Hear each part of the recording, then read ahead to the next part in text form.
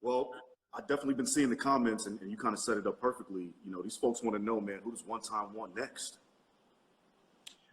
What do I want next? Who do you want next? Well, see, this is the interesting thing, you know. Who I want next is Manny Pacquiao because I want my belt back, and I'm addicted to the game. And I mean, I don't know how exciting that night was for you, but I know how exciting it was for a lot of people who were there, a lot of people that watched, and it was just such an electric event for myself. You know, besides me getting that grudge out and having a grudge match, Right. just to share the ring with a legend again and to perform, you know, at the highest level, it's just what I live for. When I did it with Danny Garcia in Brooklyn, we were both undefeated welterweight champions of the world, and the way that the fans came out and just how electric the arena was, you know, I just really love that. So really, it's going to be hard for me to get what I want, because what I want is a type of fight that requires everybody in the stands, you know. And then that's another thing. When you're talking about a sport, like, I just feel like this is not the year to talk about what you want. You know, this is not a year to, this is not a year for boxing to make sure, you know, Canelo and Triple G's rematch happens for the fans right away. You know what I mean? Like, Right. This is just a year, you know, because every single network, it doesn't matter, from back in the day, from, you know, HBO to ESPN, you know, PBC, everybody is in this industry to put on shows and make money. That's right. You know? So then you got to get into the numbers and the logistics about everything, and what kind of fight can you put on? What kind of matchup can you put on to give people entertainment, but to what degree and to what level? Right. You know, you're not going to just say that, you know, we're going to make it entertaining, and they're not going to lose money just to satisfy the fans.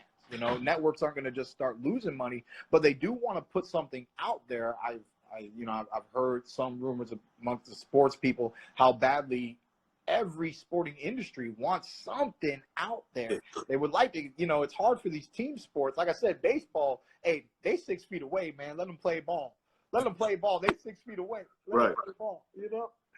I mean, it's just hard out here, man. But I'll just take a respectable fight, man. Let's just be real, man. Just put me in the ring. Put me in the ring. Let me get a paycheck.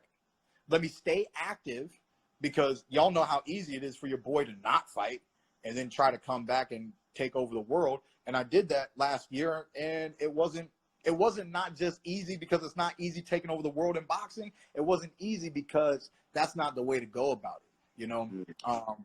And you know, in retrospect, in all honesty, you know, if I was in better health, I would have took the Jose Cito Lopez fight. I would have took another tune-up fight. Then I would have took a Pac fight.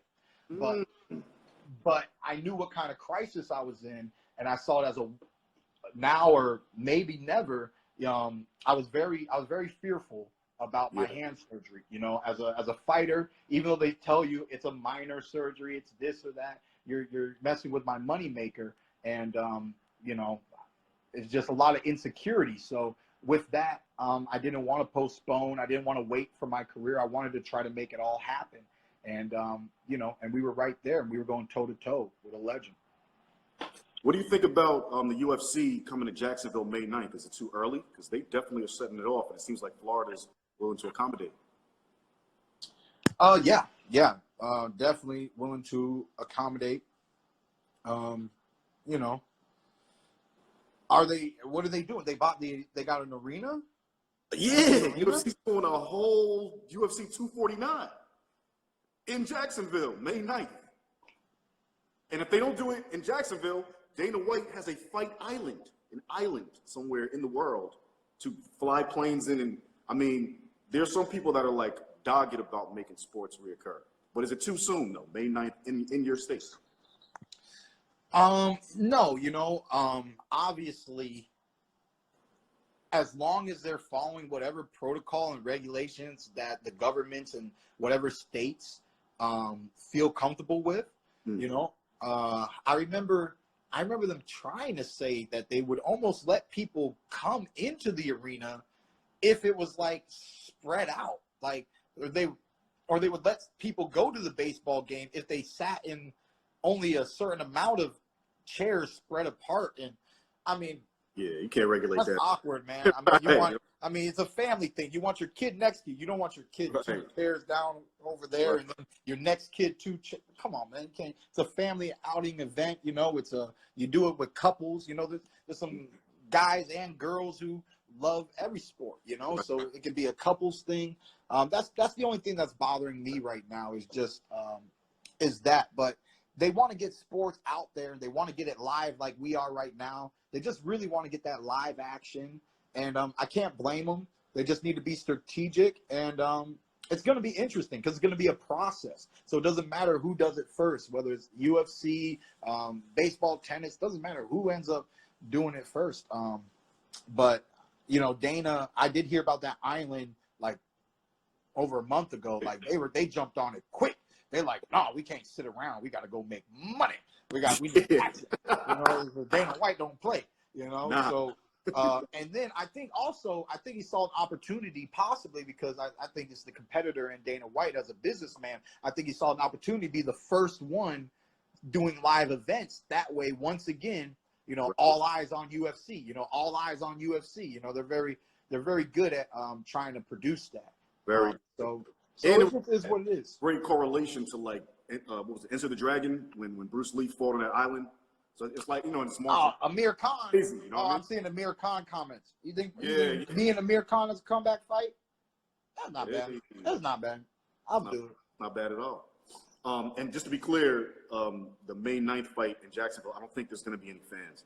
But either way, all fighters come with their camps. So I mean, it's still going to be a lot of people, you know, in the back. But what do you think about the fact that this fight goes well, that Florida might be the new hub of fighting? Man, I mean, I think that's dope. You know, one thing about Florida is, you know, tax purposes, it's a great state to perform in. You know, it's not like New York and California. It's just like Vegas and Texas and things like that. So from that aspect, you know, it's enticing and beneficial for the fighter.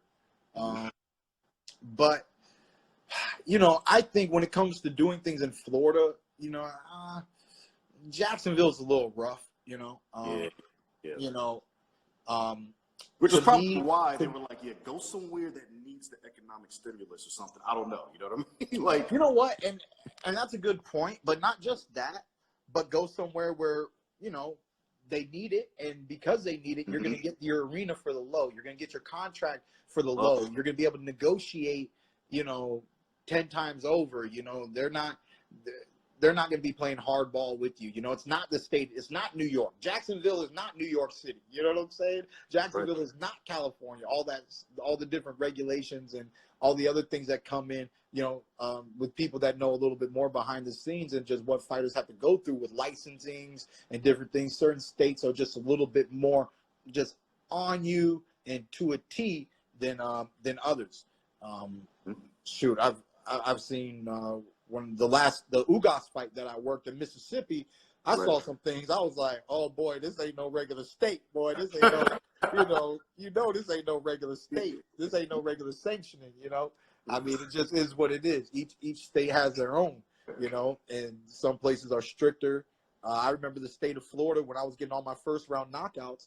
Somebody said that I'm not allowed to fight anybody who's been knocked out in the like recently. Like if he's been knocked out, he can't fight Keith Thurman.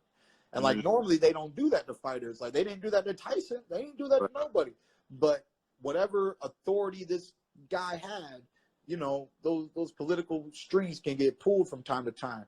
It didn't stop me. We put these guys in that never been knocked out, and we knocked them all out. So, you know, you can't stop one time.